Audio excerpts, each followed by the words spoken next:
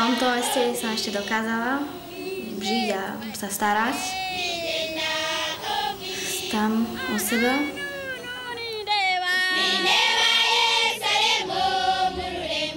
Tu som veľmi rada žila, keď som niekde v lese, alebo tak. Vítame vás na neobvyklej poznávacej ceste po svete dvoch tvárí. Neobvyklé bude rozprávanie našich sprievodcov Mišky a Samka. Poznávať budeme svet detí v Ugande a u nás doma odrazu. Ako je to možné? Je to hra. Dobre pozerajte a dobre počúvajte. Títo ľudia sa snažia predávať všeličo. Keď ideme u nás autom, keď je zápcha, keď by sme zastavili a pribehli by ku nám ľudia a začali by nám ponúkať malinovku, nejakú zmrzlinu a všetké také dobré jedlo, tak by to bolo také dosť divné.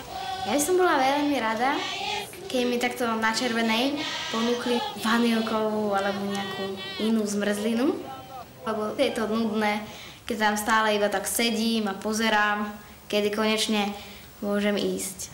My už ale máme zelenú a môžeme vyraziť za rovesníkmi našich sprievodcov. Oni sú šťastní kvôli tomu, že majú rodinu a že majú tých menších súrodencov. U nás takto nie je také, že súrodenci sa spolu hrajú. Väčšinou ten druhý súrodenec si nevšíma toho mladšieho, pretože okolo neho sa väčšinou točia rodičia. Je tam malé dievča s dieťatkom, ktoré sa už o ňo stará. Musí to byť pre ňo dosť veľká drina, pretože to bábätko váži okolo 10 kg a to utiahnuť ešte celý deň, to je už ťažké pre nejakého chlapa a to musí byť, ešte keď je horúčava, tak to musí byť dobre ťažké. Oni, keď niekde potrebujú ísť, tak ho musia niesť a u nás už je ako kočík alebo niečo také, čo nám to uľahčuje. Viem, že u nich sa súrodenci starajú už aj od svojich 6 a práve to by som tam ja chcela zmeniť. Chcela by som, aby sa hrali a nie je to, že aj rodičia pracovali, ale aj rodičia s nimi. Pár domácich práci, to tam musí byť, ale aby si užívali spoločne. Nie, že rodičmi sa niečo stane a dieťa zoberie všetko na seba. Musí sa starať o súrodencov, musí sa starať o domácnosť. V týchto krajinách si varia sami, ich rodičia im možno zomreli a preto chcú živiť tých svojich súrodencov, lebo niečo predsa navariť musia. Za to u nás nevieme moc toho navariť, pretože nie sme na to zvyknutí. Keby nám, deťom, niekto povedal, že máme teraz tak zapáliť oheň a dať na to nejaký hrniec a variť do toho, tak by sme sa toho ohňa báli, pretože naši rodičia nás chránia pred ohňom. Tak to oni varia a môže byť dosť ťažké, že musí zapáliť oheň, počkať kým to v správnej pozícii a potom tam musia dať tú polievku alebo vodu alebo také všelijaké. A to je dosť ťažké, pretože to môže hociako, to môže prísť a môže sa to hociako pripáliť alebo tak. My už máme mikrovlnku, čiže to dokáže rovnomerne a dobre urobiť. Ako moja babka naučila moju mamu variť, tak moja mama teraz naučí mňa variť. Len moja mama čaká na ten správny okamžik, keď už vie, že sa mi nič nestane. Tam robia na ohni a my tu robíme na sporávku, ale pice robíme na ohni, pretože to je chutnejšie tie pice. To je taký dom, že tam proste sú tam okienko a ten dym tam môže ísť. Naše mami, alebo teda moja mama, ma chráni pred takýmto dymom, lebo nechce, aby som to dýchala. Práve preto ju mám veľmi rada. Jednu vec máte s deťmi v Ugande naisto spoločnú. Dopoludnia ste v škole. Celkom rovnaké to ale zdá sa nebude. Tam tie iné školy sú iné než u nás tým, že majú na stenách zvonku napísané pomôcky, to máme my vnútri. Táto škola, tá je taká skromná. Nemajú žiadne také pomôcky, ktoré by prilepili niekde na stenu. Museli si to samostatne nakresliť. Je tam cedulka, že čítaj knihy, čo keby bola u nás, by moc neplatila, každý by ju zničil a nikto by to nevnímal. Tento chlapec, alebo dievčatko, píše o svojom učiteľovi, ako sa volá. Píšu svojim takým krajším písmom, takým, čo nie je ani písané, ani tlačené, také zmiešané a je to akoby krajšie než nejaký taký škrabopis, čo sa nedá prečítať.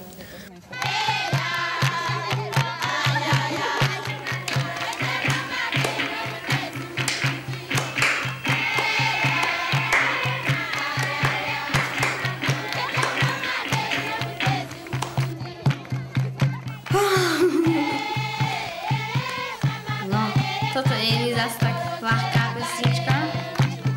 Ja som sa pripojil k tomu rytmusu. A práve to, lebo tam boli všelijaké bubny. A u nás v škole nikdy netancujeme takto.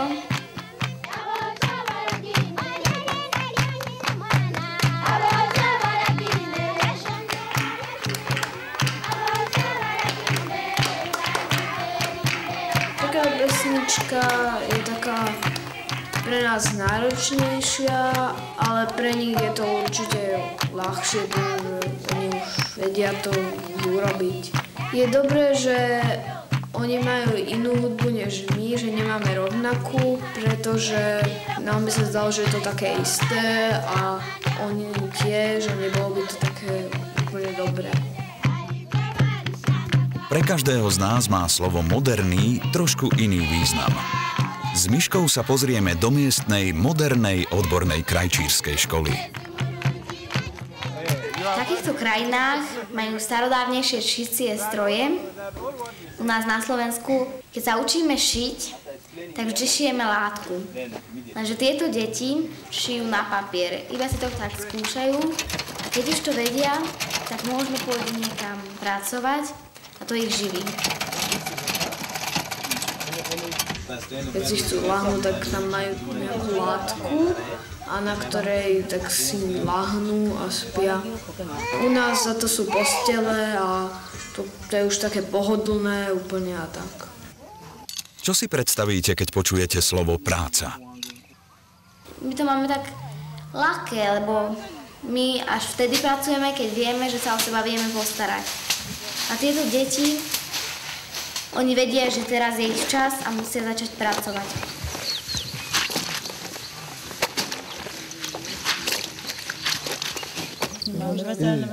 Pamätáte si ešte, keď ste sa hrali na otecka a na mamičku?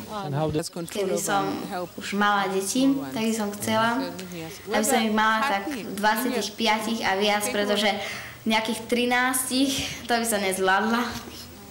Je dosť ťažké mať v takých keď má tak málo rokov, mať ešte malé dieťa, pretože je to také, že ešte nie je na to pripravené, lebo je to ešte dieťa. Proste, keď dieťa vychováva dieťa, je to také, nedá sa to proste. Najlepšie by bolo, keby mali asi tak od 25 rokov dieťa do asi tak 35. Vtedy je to taký dobrý vek a potom ešte keď vyrastie 10 rokov, tak to bude ešte stále také. Budú ešte dobrí, tí rodičia ešte nebudú hrozne starí na to vychovávanie a tak. Je tam tabuľka, že AIDS škodí zdraviu, AIDS je taká choroba, ale moc o nej neviem, pretože sa to tu nehovorí. Rada by som pociťovala tú trávu a ich šťastie, ktoré jak by sa so mnou hrali, rozprávali by sa so mnou a smiali by sa so mnou. Keď som ja chodil boci, to bolo také iné než Romanka a bolo to v tom, že to bolo, bola taká iná a keď som vstúpila na včelu, tak vtedy tam ma poštípala. My nie sme takí skromní ako oni. My by sme chceli hrozne veľa toho. Veľa hračiek, chceli by sme všetko na svete, chceli by sme to najlepšie pre seba, chceli by sme žiť jak králi. Mohli by sme sa učiť od týchto detí, ako pomáhať svojim rodičom, ako nenechať všetku starosť na nich. Keby prišiel môj rovesník, tak by som mu ukázal Tatry a všelijaké vrchy a išiel by som s ním aj do hory, aby videl všelijaké zvieratá, stromy a tiež by som mu ukázal taký potok, ako tečie. Bol by som ochotná z našich ovocí, že aké tu my máme. Veľmi rada by som tam prišla, potom by som sa s nimi hrala s nejakou loptou, alebo možno by som, neviem, niečo pre nich, čo je zaujímavé. No a výlet by som tam aj možno niekedy išiel, pretože je to také iné než u nás. Popravde nechcela moc žiť v takejto krajine, pretože deti sa musia o seba sami postarať a to by som ja nedokázala. No, žiť by som tam moc nechcel, pretože majú tam školy také, čo nemajú dostatok pomôcok. Ich šťastie sa úplne líši od našeho. Napríklad, keď majú rodinu, už sú dosť šťastní. A u nás my máme iné šťastie. Napríklad niektorí tým, že niečo majú, že niečo dostanú, to je pre nich veľké šťastie a tak.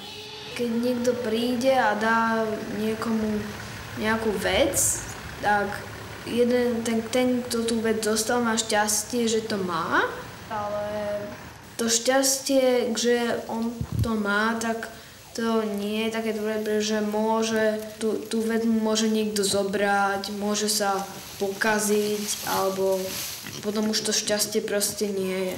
Ale ten, čo mu to dal, už mu to dal a už sa tam že mu to dal, už sa tam nič nemôže pokaziť. Čiže potom má to šťastie do nekonečna, až keď nezabudne alebo nejaká iná vec nestane.